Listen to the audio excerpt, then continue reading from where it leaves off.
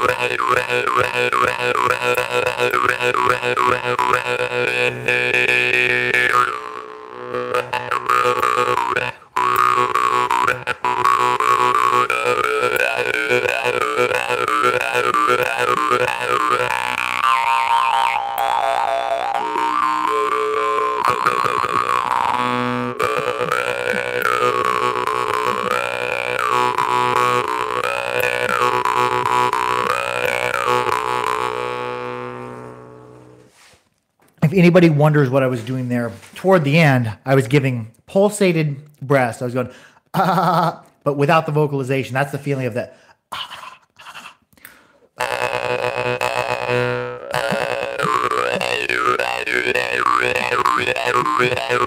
And then I'm getting back into my hillbilly breathing, but I'm going halfway in between my hillbilly breathing and those pulsating breath.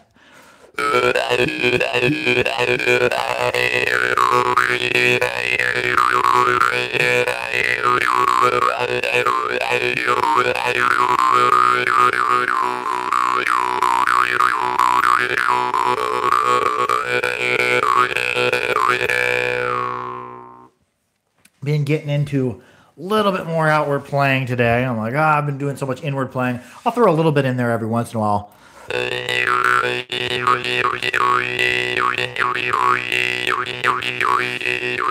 Somebody says, I just got my first harp. Sounds kind of basic. What type of harp did you get? And we'll see if it's technique based or if it's harp based. And if you don't comment back, I'll just go over some very basic beginner harps. If you got a harp like, say, a really common one on Amazon is the toy harp. This is a Grover Alto Austrian.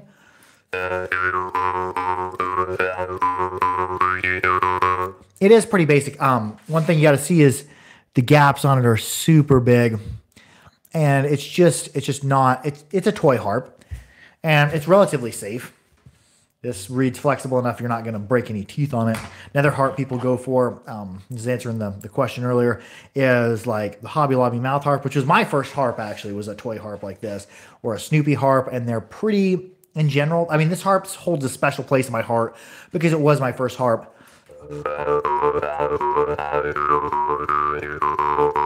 But it's pretty, in a way, as far as musically inclined, it's pretty horrible, but yeah, some of the toy harps like that, the Snoopy, the Hobby Lobby mouth harp, the Grover harps, they're not really great harps, but if that's the only harp you have access to, go ahead and get them because that's going to give you your start. I spent hours and hours and hours playing this and getting basic techniques down on it.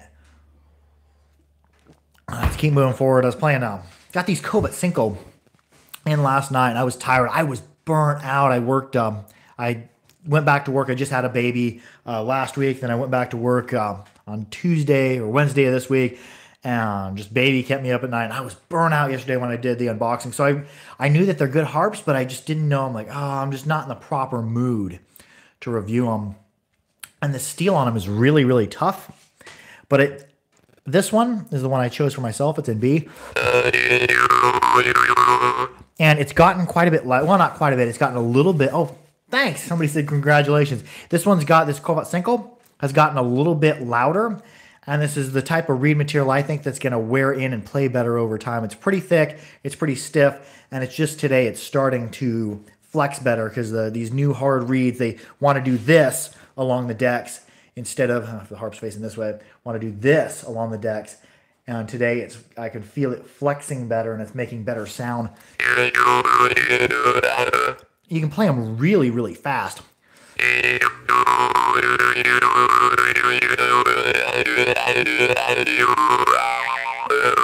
And I've been carrying it with me all day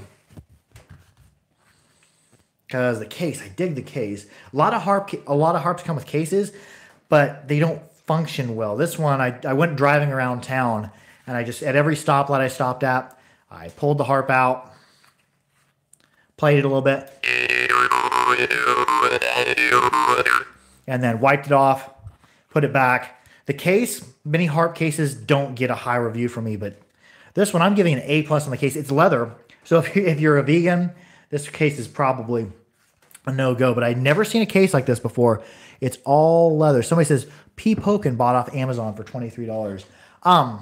The P. Pokins are a good starter harp. I had a Pavel Pokin. I still have Pavel Pokin.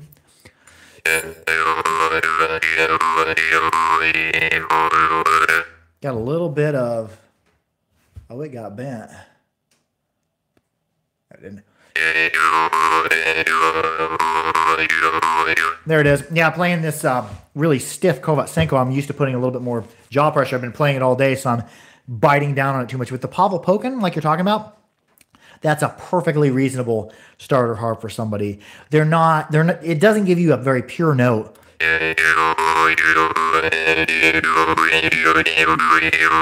you can get breath, you can get breathing in there, you can get tones in there. So for the money on Pokins, I would say they're worth it because they're one of the most affordable harps out there.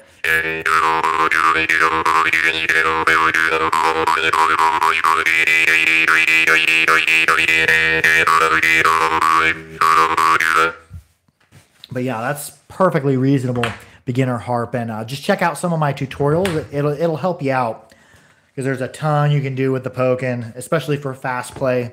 They're very springy. What I've been giving to people for beginner harps is these harps I got in Ukraine. This is a Alex Natochi. Unique case. You pull a little peg out of there.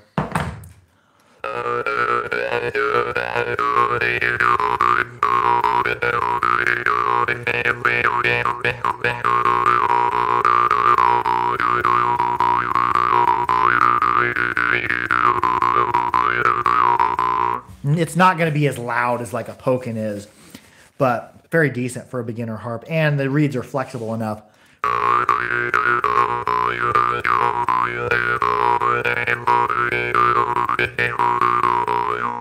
And I do like, I like it when harps come with cases because nothing's better than when you can just throw a harp in your pocket and go. But yeah, Kovat Senko, what I'm going to do, what I've been doing today is I drove around a little bit. At every stoplight, I pulled it out of the case, played a little bit, put it, as soon as it turned back to green, wiped it off a little bit, put it back in its case. And I think I'm going to test them for the next week and see how much the reeds kind of free up, because harp reeds kind of wear in a little bit. They get used to flexing and they get used to you flexing them. And oftentimes 3 days, 6 days, 2 weeks down the road, harps play quite a bit different. So I think this is going to shape into being a really decent harp. I like how fast it plays.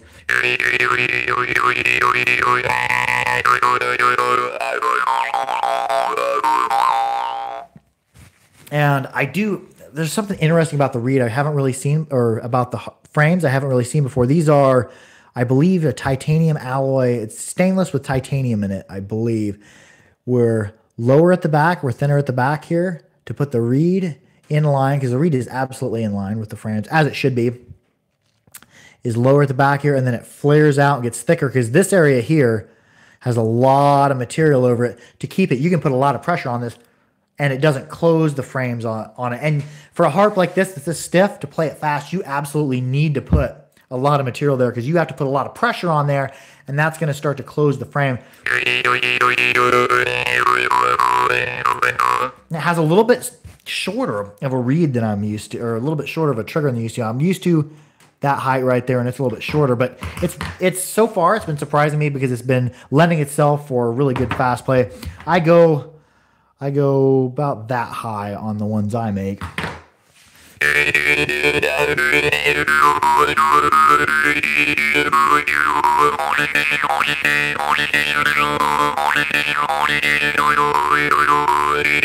This is which harp is the favorite from the Salagi collection? Okay, my harp that's the favorite from Salagi. My least favorite so far would be my Baikal, which is over here, but that's just me. I don't like, some people really get into the super deep subsonic basses. That's not my forte.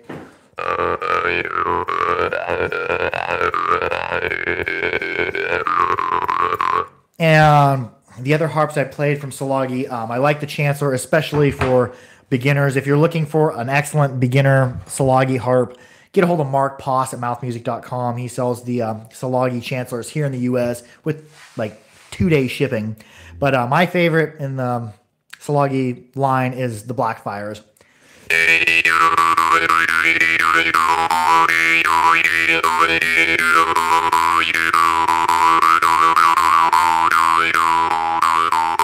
Very loud, very crackly, and they're breathy. The premise of the Gancy Dio says, "Ole, hello, man. Hey, how you doing? I'm doing well." One thing I like about the Salagis is they're really breathy because I like harps that have a lot of breath. Here as of late, I've been getting into the stiffer reeded Vargan, especially like the Niega Oleg, which are really breathy and really loud, but in a different fashion because they're breathy because of the super tight gaps, and they're breathy because they're just really tight. But yeah, the Salagi Blackfires, I really dig them because they're breathy and it's a flexible reed. I like the way my harps, especially my last couple, the last harp I mailed out, somebody says, "Oh, amazing, which tone is the Blackfire?" Oh, Blackfires come in, and I've got all the rest of my Blackfires upstairs because I've been playing for my son. The Blackfires come, oh, here we go. Blackfires come in every tuning. Like I bought a chromatic set of 13. It was expensive, and I really dig the harps. Here's an E. Here is, I went ahead and I engraved on it all the tunings. C sharp. So you can get the Blackfires in any tuning. And the Blackfires, they're not like a strikingly visually pleasing harp. They're not a very beautiful harp like, say, a Makseyev or a Masco, which are pretty decorated, especially the Makseyev, and some of the Mascos are very decorated. That's not what the Blackfire is about. The Blackfire is about a solid, breathy, good musical instrument for performers like bluegrass players, folk music. They're perfect for them. They're very plain, no decoration, and they come with stickers on the back of them. But the stickers they wear off as you oil them and clean them. And the only problem I didn't like about the Salagi chromatic set is I'm using it right now as a stand. The box that it came in as a stand for my mic. Is the box that came in is cool, but it doesn't offer much protection. I wish that they came in like a gig box or like an organized way, like the Masco chromatic sets. They're all in a line and the tunings on them are marked, and I just wish the Blackfires were marked. But you can take an engraver, like go to Harbor Freight, spend like $9, and you can engrave on there the tunings. Yeah, Blackfires are totally solid. Let's play something else. Let's just compare. Let's do some comparisons on harps here. Where's my E? Here's this. Thank you very much. Oh, no problem. That's what I'm here for. I'm here for the harping. And just because you have one thing that keep in mind about notes, you can have two harps that are the same note, but they'll be different timbres. Timbre is like the flavor of the note, kind of like an E3 hit on a guitar sounds different than an E3 hit on a piano sounds different than an E3 hit on another instrument. So here's an E. Gotta quit hitting that mic.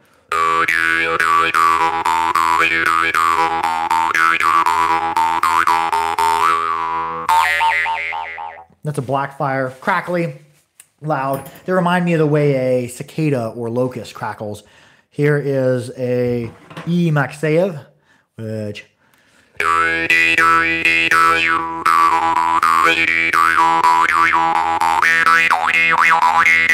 not as crackly, more pure tones you get out of the Maxeyev. We'll go run through that again.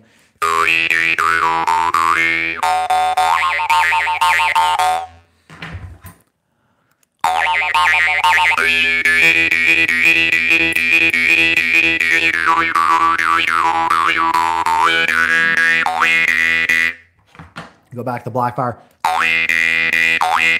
See, they're the same note.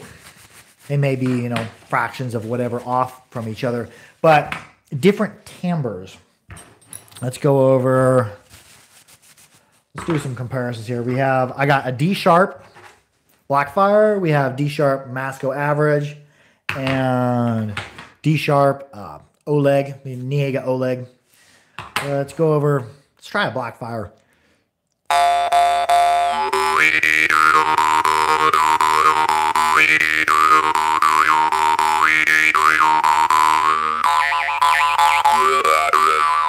Very crackly, like in a good way. And then and it's loud. Pretty much all the Blackfires you get, except for the really deep basses, they're gonna be very loud. And here's the Masco average.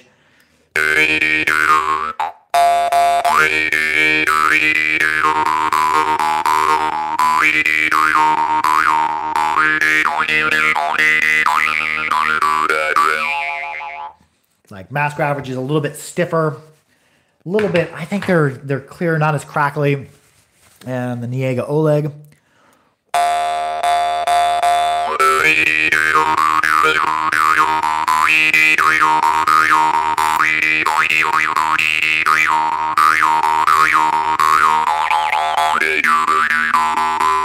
Let's play down in the throat with them.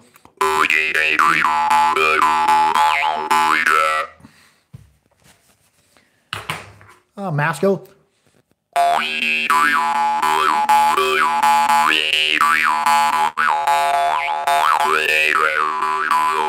Now the Masco average in D sharp is one of my favorite harps in my collection. It's kind of getting, I'm not saying bested, but this Niega Oleg is quickly becoming my favorite. Because of the breathless harmonics on this harp, they're just awesome, and it has breath, and it just screams.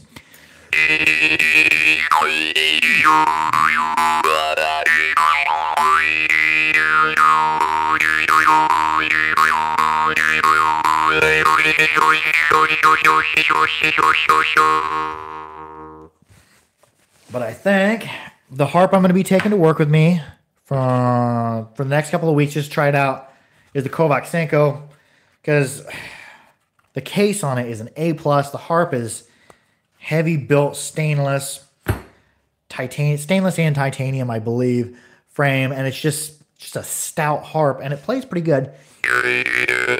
It's not as loud as like the Oleg, the Mascos, and the Blackfires, but just seems like a good setup for a work harp for taking all over, because driving around, I was able to pop this in and out of my pocket, get it in and out of the case, and the case for this thing is super tough. It fits in there, and it's stiff, probably about 3/16 inch leather. So yeah, this is a good traveling harp here. And it really does good with pulsating breath.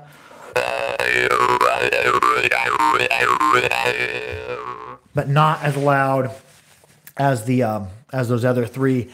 But it's a little bit louder and playing better this afternoon since I've been playing it more. And I have a feeling that this spring steel that he uses is really tough, and it just is going to take a while to find its way. But we'll give it a couple weeks. I'll probably play it every day for 2 weeks, bring it with me to work, throw it around in my tool bag, and just see what this harp's like afterward. I know the case is legit and the harp plays well, but let's just see how it shapes up later. We'll get a review on that. And I'm rambling.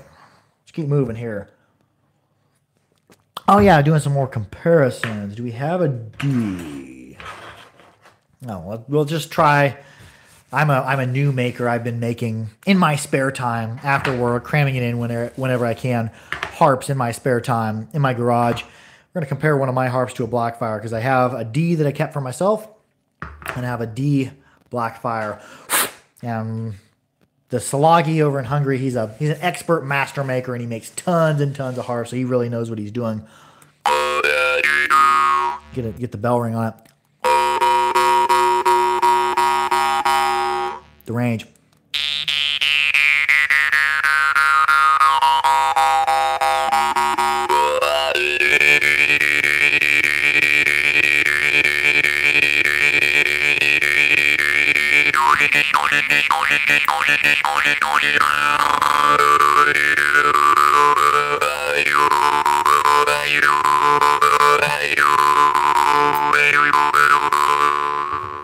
And yeah, Blackfires are super solid. Do love them harps. Just wish I could come up with a good case option or like a good way to haul them instead of this this chromatic box. And I may build something later on. Oh, one good way I found. We'll compare mine here in a second. One good way I found to travel with harps or just to throw a harp in with you. These clamshell cases, they have a zipper on them. And they have some like eggshell material. You can throw a ton of different, like I used to have one in a small and a big, and then I ended up giving it to somebody as a case. But yeah, super awesome because you can throw about any harp in there and they're pretty well protected. You wouldn't want to sit on it because the case would crush, but pretty decent protection. But okay, let's keep it. Somebody says, wow, you have made a video about how to assemble a harp, or are you planning to make one?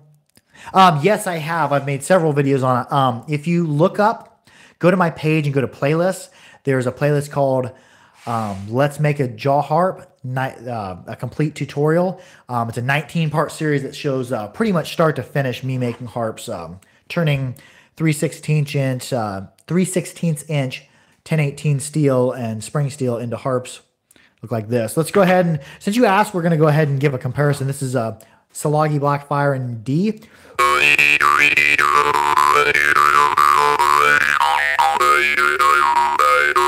And I made that video as a tutorial to try to help our English-speaking friends. So there's a lot of this. I got some advice from overseas, and then a lot of it I just had to mess up a lot of harps and destroy a lot of material before I started to find my way. Here's my harp in D, and I do some engraving on them, and they're all engraved.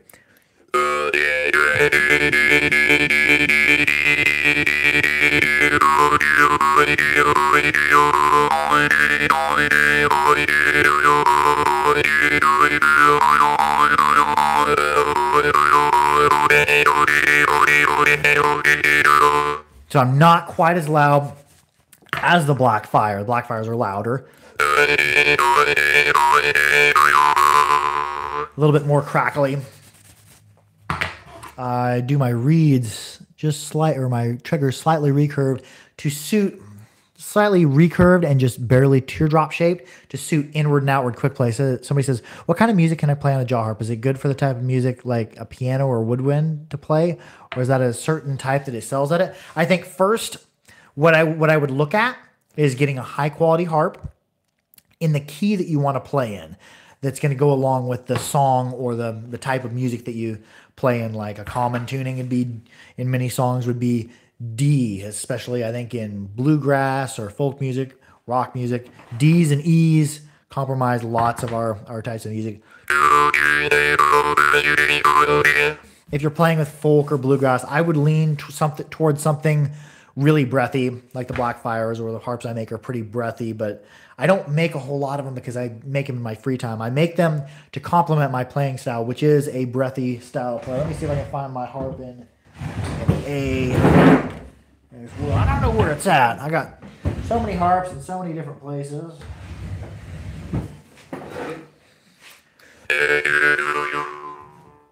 I don't know. I'll look for it some other time.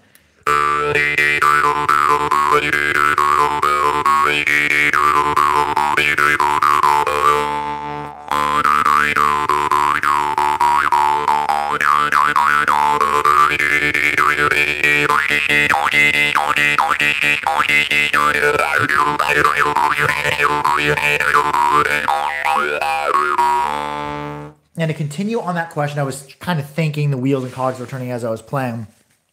Your playing style is going to be different than my playing style. So the flavor that you impart on the harp is going to be different than the flavor that I impart on the harp, because almost half the instrument, almost half of what's going on, or over half, is your anatomy and your brain doing it all. Harps that are good, really good for solo play, like untuned harps, like a lot of the Glazerins are untuned.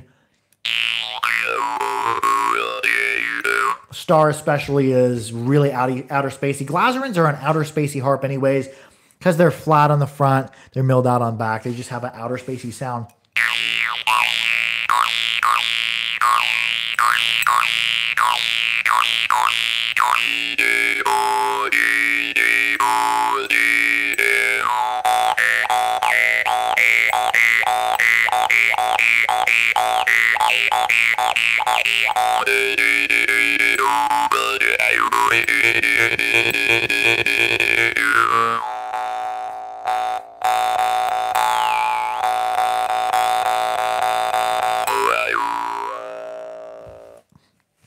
And some of my other favorite harp makers, Masco, Salagis are good. The Niega Olegs, Glazerins, Maxeyev, of course, Maxeyev. Love the look. He puts a lot of time into making harps beautiful and functional. And where's the case for that? His cases are necklaces.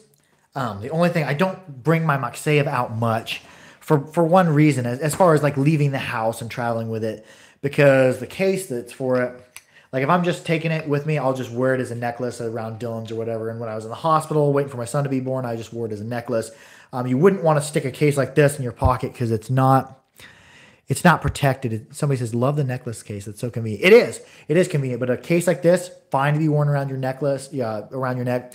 Don't put a case like this in your pocket, because if we look at what is holding it in place, we have a cord holding it in place, and then we have the reed is the only other mounting point. So if you put this in your pocket and go sitting down or fall down or, go climbing in and out of big trucks, you're going to bend your reed, and that's going to be a problem. That's why the harp that I'm going to be bringing with me to work is the Kovat Cinco, because not only are they stainless infused with titanium, they come in this leather case, and I'll have to talk with them.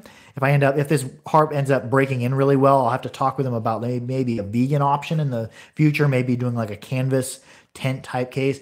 But it's in there really good. I'm throwing it around, and this thick leather is really stiff. Like I had it in my pocket, I was pulling it out of my pocket, it's stoplights playing it, putting it back in, and it's anchored in here. There's two, it kind of pops on there, and you squeeze it, and it slides right out. So this is the best traveling case I've seen so far. A lot of thought went into this type of case. Somebody says, greetings from Cottage Grove. Oh, greetings from Kansas. How's Cottage Grove? I haven't been up there since the fest. How's your weather? It's been cold here, and then the past couple of days it warmed up.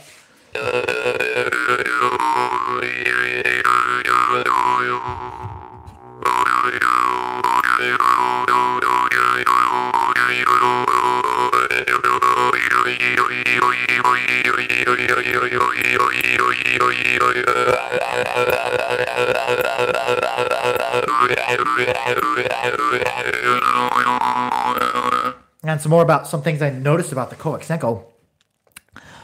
That's thickest part of the frames are right up here. And I know from making harps that if you were to crimp this, and a lot of times when you crimp a reed, it'll slightly turn to one side or another. Somebody says, loving the sound, great in the sauna tonight, brother. Squeeze a little one. Oh, I will do that. After this live upload, we're going to get around. We're going to watch some TV and whatnot, and probably do some singing and some playing for the kid. And then later on, it's going to be Saturday Night Live, because I like to watch a lot of violent movies and a lot of really vulgar comedy. But now that I have a son, that's kind of changing. I mean, my life's changed anyways.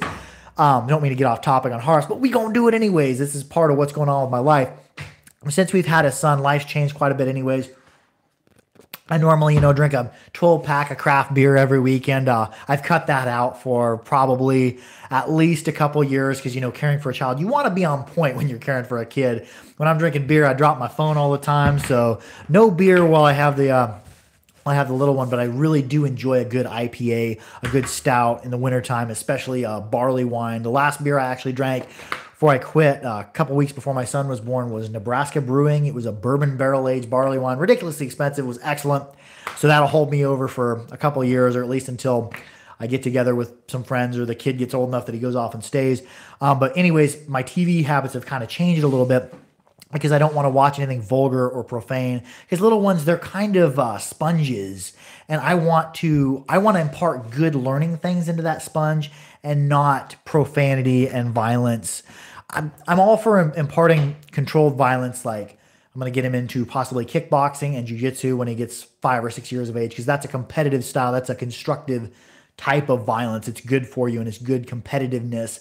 One thing I've learned about being in jiu-jitsu and MMA and all that, people are very respectful, and it teaches you to be respectful of others and humble.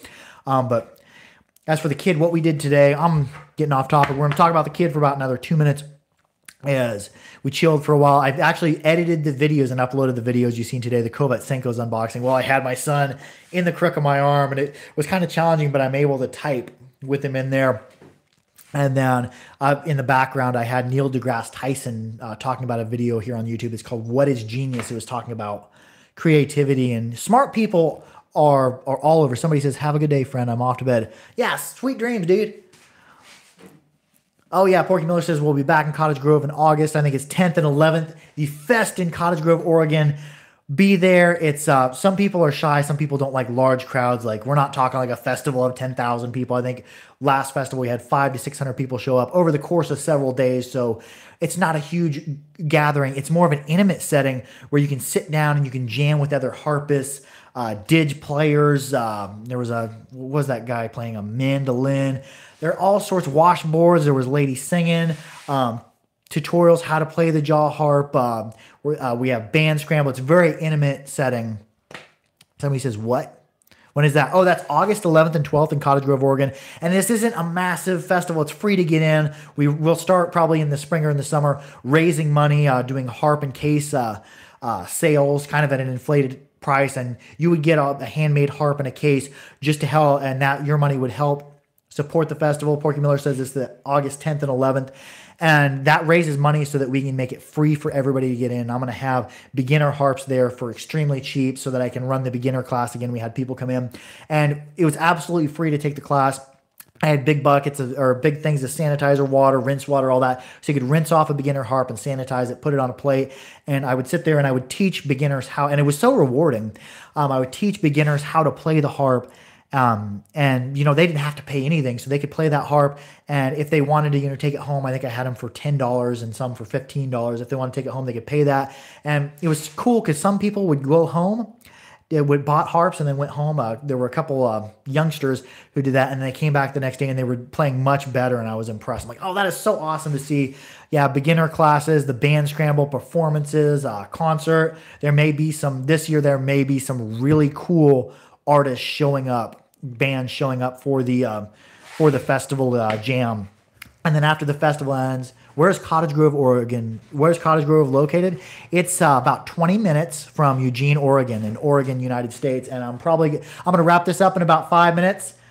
Hey, Miss Jilly, I'll be up. Are you doing all right? I'll be up in about 10 minutes. Okay. I heard the little one crying, so I got to check on that. But yeah, and like the jams were what I really loved too. Like after the festival ended the first night, we all sat, there like 10 or 12 of us. And I think I have a video set in the Grand Jam. Somebody says, hey man, I had to reload the page. Did I miss an answer to my question? Also, Cottage Grove sounds really cool. Yeah, it is August 11th and 12th in Cottage Grove, Oregon. That's in Oregon, the United States, about 20 minutes from Eugene. But yeah, one of my favorite parts, hour-ish south of Portland, Porky Miller says. Yeah, good looking out. One of my favorite parts of the fest was, and there's a video, I think it's called the Grand Jam or whatever, and it's 6 or 8 months ago since that's happened, but we all got together on stage after everybody went home, besides the artists, and we were jamming. There was a whole bunch of players playing harps. Porky Miller was playing his awesome cedar wood didgeridoo. Uncle Jim was playing harp, and he was also getting down on the washboard. There was a lady doing like Native American style singing vocals. It was very... I'm not a religious person. I was raised very religious. I'm not religious anymore, but I'm very, very spiritual. I believe in certain things. But yes, it was good vibrations in the spiritual aspect. It was very cool. And yeah, it was awesome at the fest, not a huge festival, but come out. You're going to have a ball because it's an intimate setting. It's not, and it costs no money. And I'm going to have a ton of harps there available for cheap, and then harps on it to really, I'm working on some really awesome, expensive, commissioned pieces from makers. So there's going to be some really cool harps there you're probably not going to find in stores. But yeah, let's do some more playing. I got a few minutes left. Oh, there's harps I was playing a lot for the little one here, and I wonder how my battery's doing. I have like 45%, and this microphone really drains it. But it helped add value to my live uploads. Here's the harps I was playing when he was first a newborn, because these bamboo harps aren't really very loud.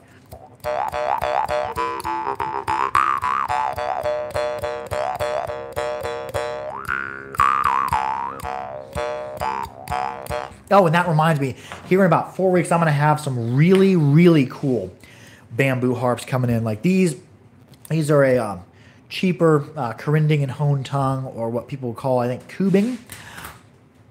And a maker from Japan makes like museum-looking replicas of old bamboo-style harps. They're very ornate, and he says they'll last a lifetime if you take care of them. They're made out of big shoots of bamboo, and they're all engraved and all sorts of stuff on them. And he says they're very high quality, and he tunes them to note at request. So I'm interested to get that in, because he says he's trying to do a revival of the dibs on one. Oh, likewise, Porky Miller. I got an outgoing drawer that I write down requests on, so I always look at it for an unboxing, so I know if somebody has requested something.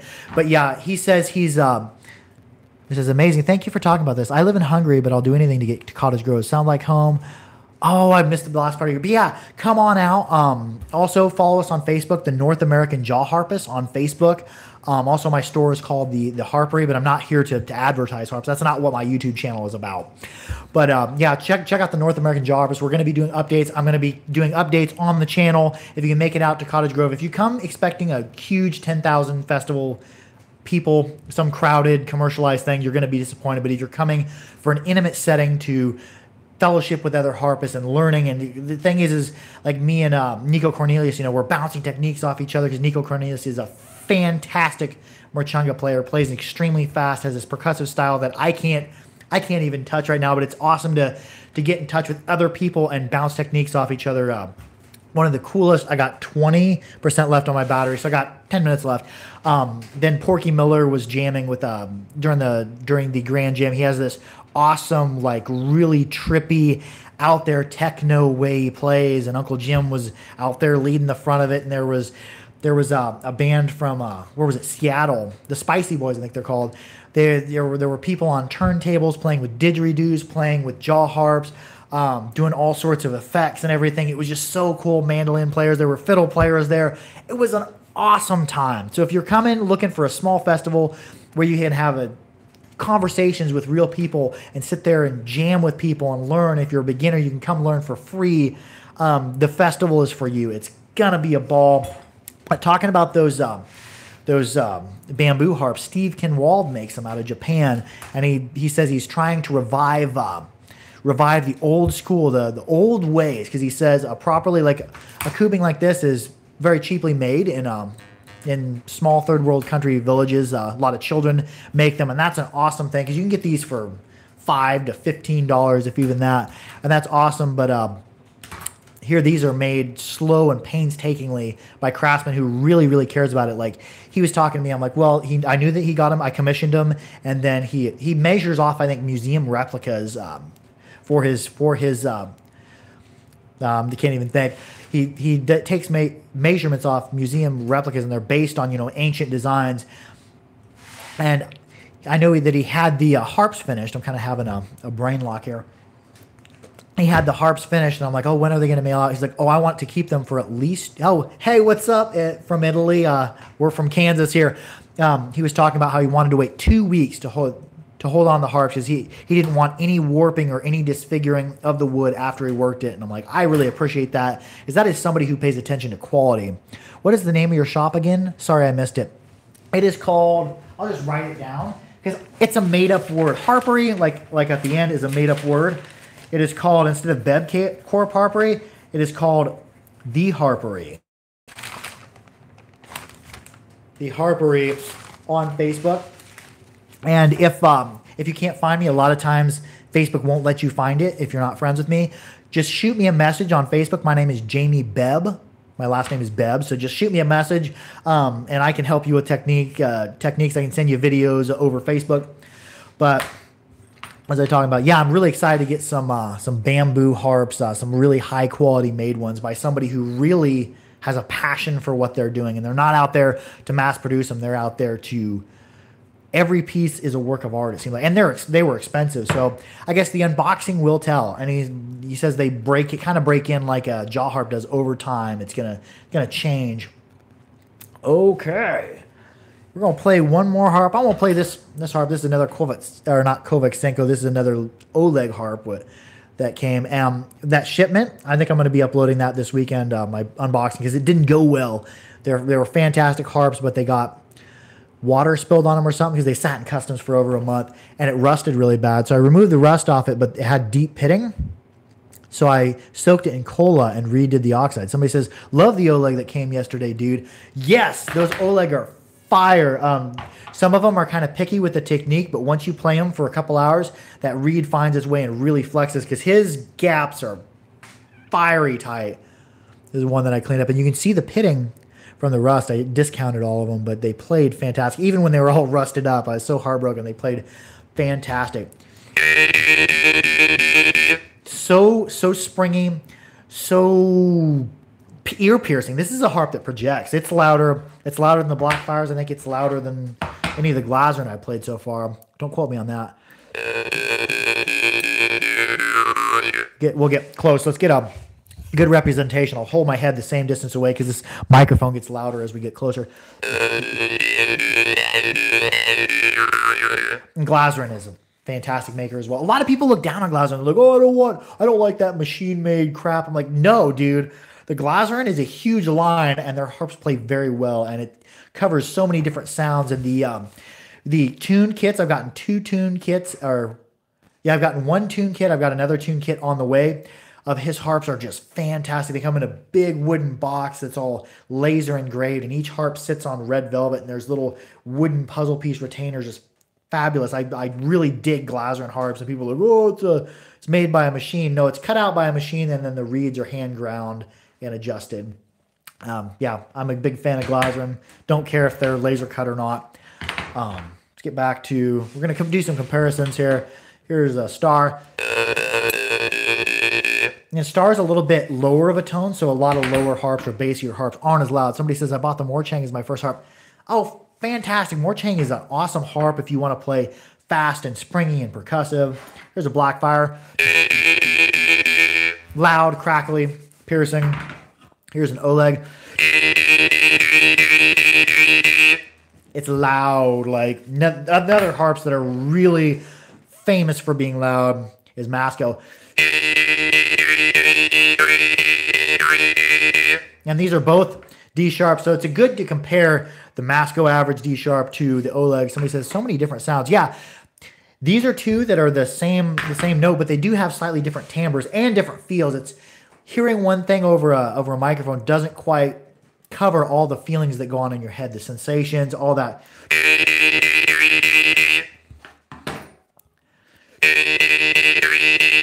Yeah, the Oleg is just a touch louder.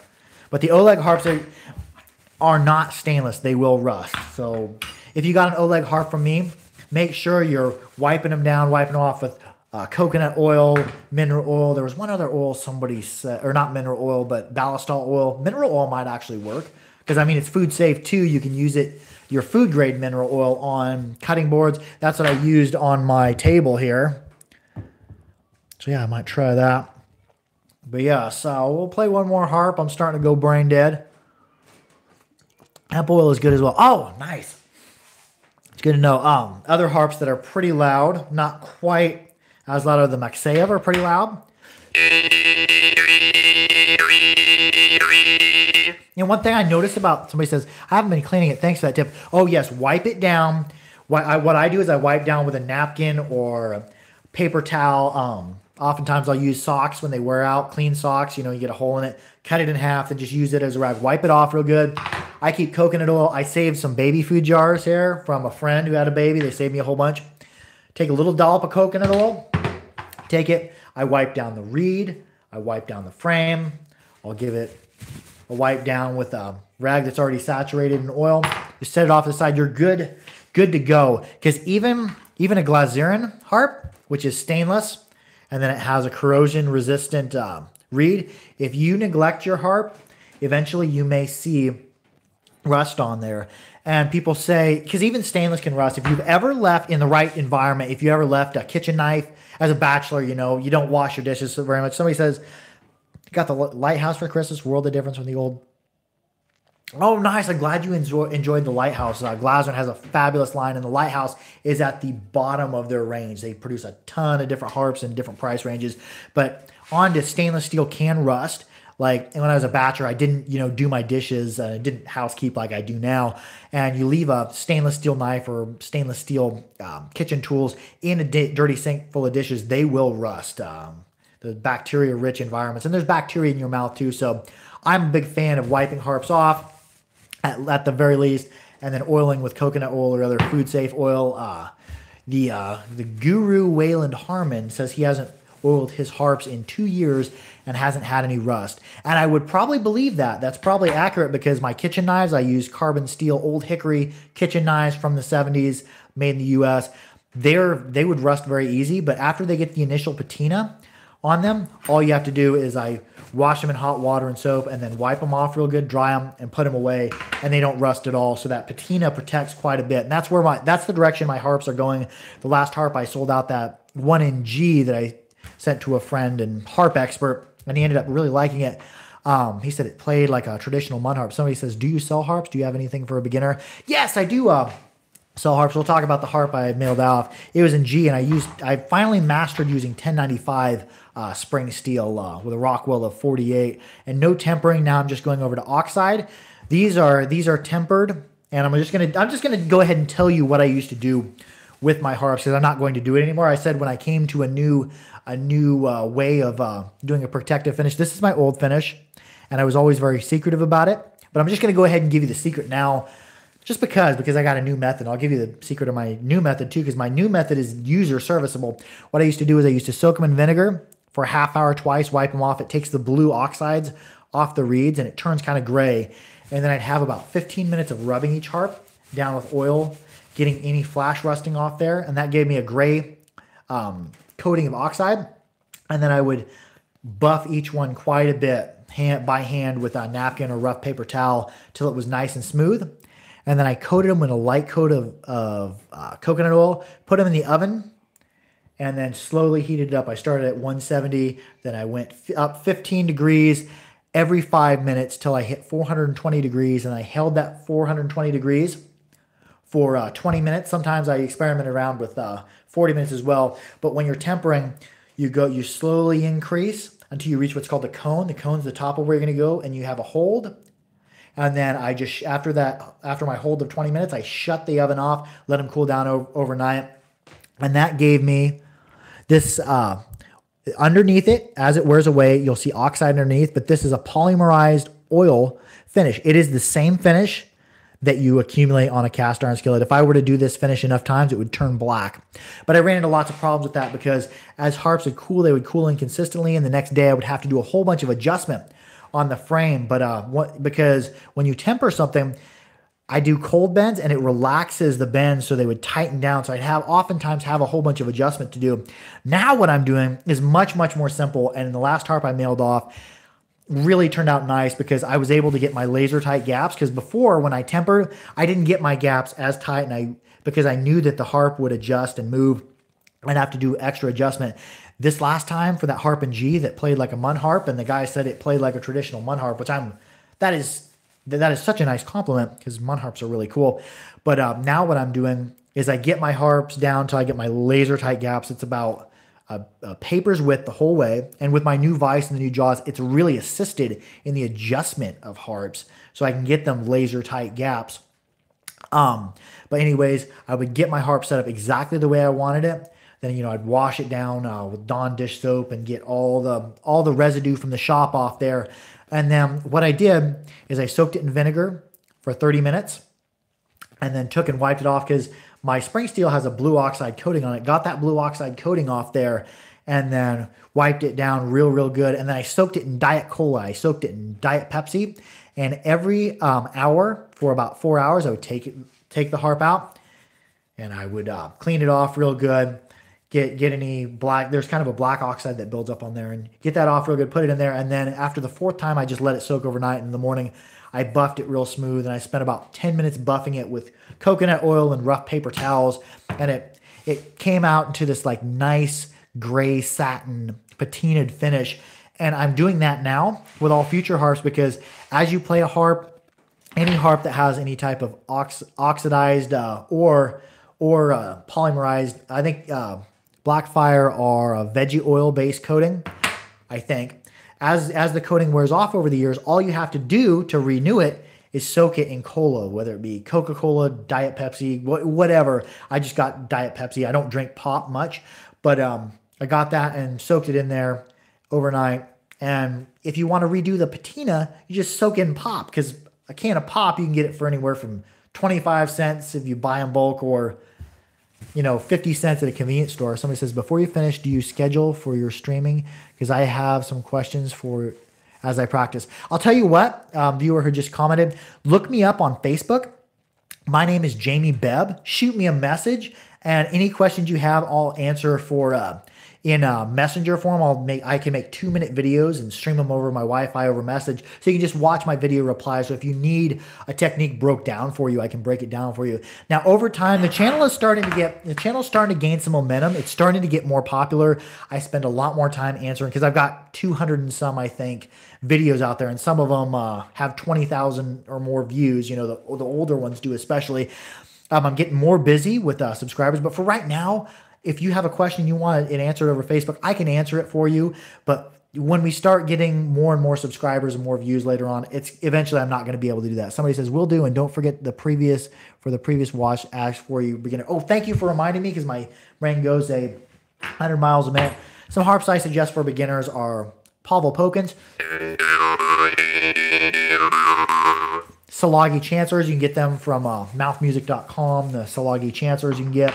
I've been selling Metochis, as I have them for 22 shipped, and they come in a pretty simple wooden case. Kind of nice setup.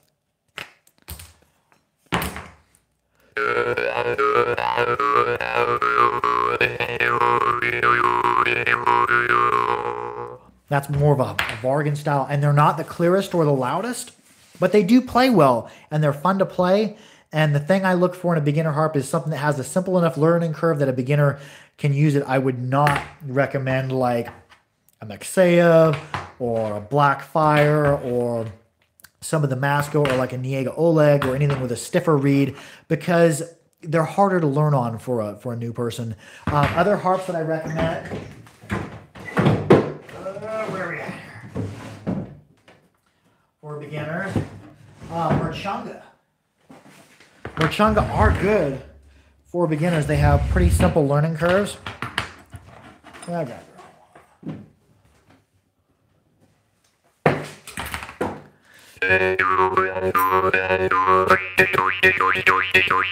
Especially if you want a springy percussive style. Slovaks. This is the last Slovak, actually. I sell them for really cheap. A little bit of breath, a little bit of everything. And they're going to be better than your toy options, but they're really cheap as well. The Wimmer is the lowest I go. Wimmer is like, I'll just play you a Grover. Here is a Wimmer.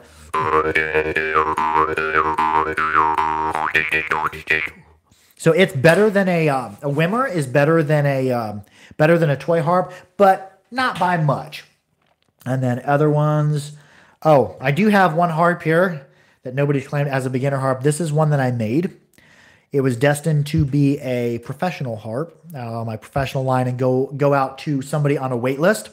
But it didn't turn out as loud or as pure as I wanted. My gaps were slightly inconsistent. And it's a C sharp.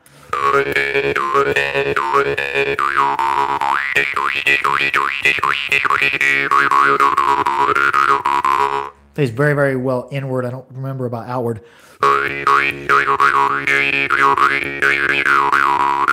Got 10% battery left remaining. We'll wrap this up in a couple minutes. Another harp that I recommend for beginners is Glazerin Lighthouse, Glazerin Wave. I've got quite a few of those coming.